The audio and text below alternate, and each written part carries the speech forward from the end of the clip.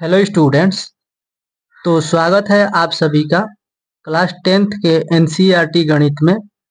तो इस वीडियो में हम लोग पढ़ेंगे अध्याय 9 का बेसिक। ठीक है, तो देखिए अध्याय 9 का नाम है त्रिकोणमिति के कुछ अनुप्रयोग, जिसे हम लोग अंग्रेजी में सम एप्लीकेशन ऑफ ट्रिग्नोमेट्री कहते हैं।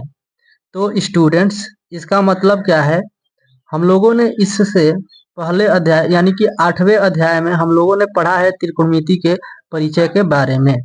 जो कुछ भी हम लोगों ने त्रिकोणमिति में पढ़ा है अध्याय 8 में, उसी का हम लोग अपने दैनिक जीवन यानी कि लाइफ में क्या उसका उपयोग है, हम लोग इस अध्याय यानी कि 9 अध्याय में हम लोग सीखेंगे। ठीक है, तो आप लोग इस वीडियो को अंत तक देखिए, और वीडियो पसंद आए तो वीडियो को एक लाइक, एक प्यारा सा कमेंट, और अगर आप चैनल पर नए हैं तो चैनल को सब्सक्राइब कर लीजिएगा, ताकि इस चैनल पर आने वाली हर वीडियो का नोटिफिकेशन सबसे पहले आपको मिल जाए। तो चलिए हम लोग इस वीडियो को स्टार्ट करते हैं। तो देखिए स्टूडेंट्स, सबसे पहले हम लोग त्रिकोणमिति के कुछ अनुप्रयोग का इंट्रोडक्शन देखेंगे। इसके बाद जो बेसिक थ्योरी है हम लोग उसे देखेंगे। इसके बाद हम लोग इसका नोट्स बना लेंगे। ठीक है, तो देखिए, तो स्टूडेंट्स देख लेते हैं हम लोग इसका भूमिका यानी कि इंट्रोडक्शन इंग्लिश में कहते हैं। देखिए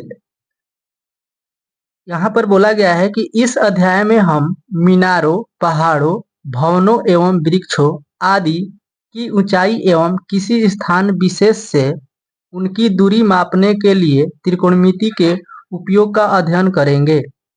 यानी कि क्या करने वाले हैं इस अध्याय में?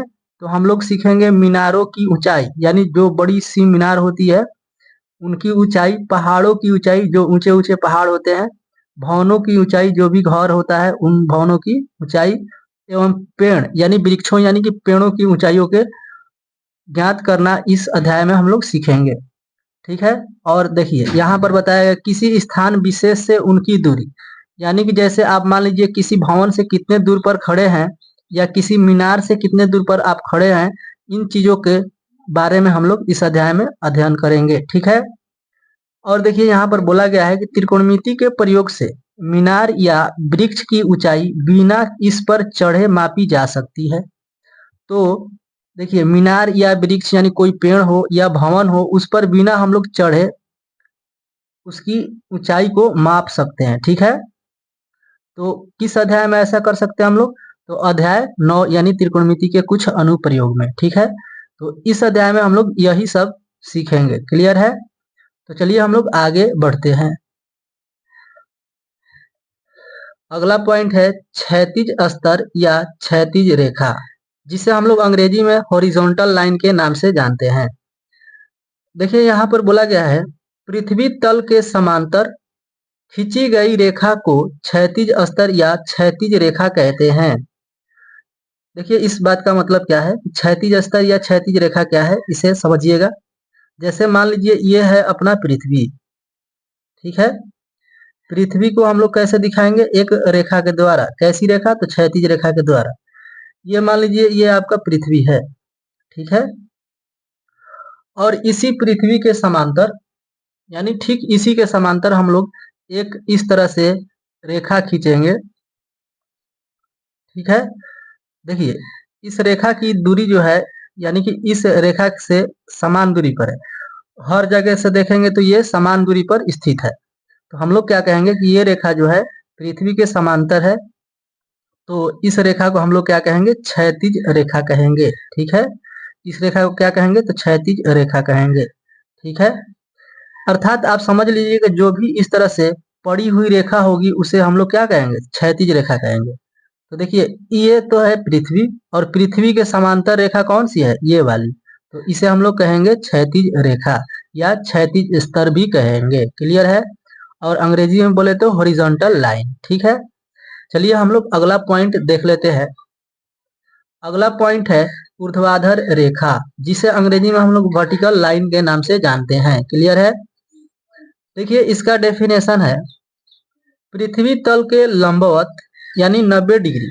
ठीक है, लंबवत का मतलब क्या समझना है? 90 डिग्री रेखा को ऊर्ध्वाधर रेखा कहते हैं। यानी कि पृथ्वी तल के लंबवत रेखा को क्या कहते हैं? ऊर्ध्वाधर रेखा कहते हैं। इसका मतलब ये है कि जैसे मान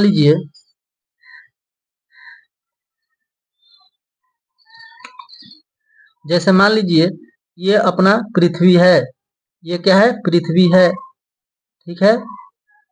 और पृथ्वी से एक 90 डिग्री के एंगल पर इस तरह से रेखा खींच दी जाएगी, तो इसी रेखा को हम लोग क्या कहेंगे? तो लंबवत रेखा, यानी कि लंबवत रेखा कहेंगे इसे, लंबवत रेखा, यानी हम कहेंगे इसी को ऊर्ध्वाधर रेखा। क्या कहेंगे? इसी रेखा को ऊर्ध्वाधर रेखा कहेंगे।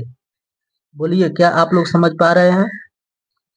तो अगर आप लोग समझ पा रहे हैं तो इस वीडियो को ज़्यादा से ज़्यादा अपने दोस्तों में शेयर कीजिए, ताकि वो लोग भी इसका लाभ उठा सके। और इस चैनल पर इसी तरह से हर एक चैप्टर को बिल्कुल बेसिक से पढ़ाया जाएगा, ठीक है। तो आप लोग सीखते रहिए और इसे शेयर करते रहिए, ठीक है। तो स्टूडेंट्स, क्या आप लोग समझ गए कि ऊर्ध्वाधर रेखा और क्षैतिज रेखा क्या होता है? ठीक है। क्षैतिज रेखा यानी कि पृथ्वी तल के जो भी रेखा समांतर होगी उसे हम लोग क्षैतिज रेखा कहेंगे, और जो रेखा पृथ्वी तल से 90 डिग्री यानी लंबवत होगी उसे हम लोग ऊर्ध्वाधर रेखा कहेंगे। क्लियर है? तो इसे आप लोग समझ पाए होंगे।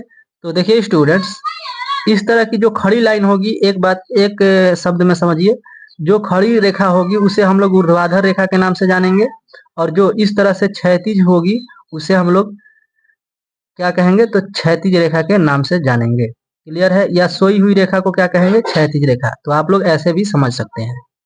तो एक नोट है जिसे आप लोगों को ध्यान देना है। देखिए, ये है नोट, इसे आप लोगों को ध्यान में रखना है, ये भी अपने चैप्टर में काम आएगा। क्लियर है? देखिए, बोला गया है इस अध्याय में पृथ्वी तल को क्षैतिज रेखा तथा मीनार, पेड़, घर, ध्वज आदि को ऊर्ध्वाधर रेखा से दर्शाते हैं। यानी कि इस अध्याय में जब भी हम लोग पृथ्वी की बात करेंगे तो पृथ्वी के लिए हम लोग इस तरह से एक लाइन खींचेंगे, यानी कि क्षैतिज रेखा इसे कहते हैं। यानी कि हम लोगों को अगर इस अध्याय में पृथ्वी की जरूरत पड़ेगी तो हम लोग उसे क्षैतिज रेखा से दर्शाएंगे। क्लियर है? और तथा मीनार, पेड़, घर, ध्वज आदि को ऊर्ध्वाधर रेखा से दर्शाएंगे। जैसे मान लीजिए अपने बुक में पढ़ेंगे, हम लोग प्रश्नों को हल करेंगे, तो उस टाइम अगर पेड़ का बात किया जाएगा तो पेड़ को हम लोग कैसे दिखाएंगे? तो इस तरह से ऊर्ध्वाधर रेखा से दिखाएंगे। तो ये क्या हो जाएगा? अपना पेड़ हो जाएगा, ठीक है। और घर भी आएगा तो घर को भी हम लोग इसी तरह से दिखाएंगे, एक खड़ी लाइन से। और ध्वज हो या कोई मीनार हो, सबको हम लोग किस तरह से दिखाएंगे? तो खड़ी लाइन से दिखाएंगे, ठीक है।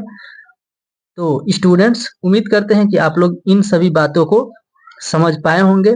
अगर वीडियो पसंद आया तो वीडियो को एक लाइक कर दीजिए, और अगर आप इस चैनल पर नए हैं तो चैनल को सब्सक्राइब कर लीजिए, और इस वीडियो को ज़्यादा से ज़्यादा अपने दोस्तों में शेयर कीजिए, ठीक है।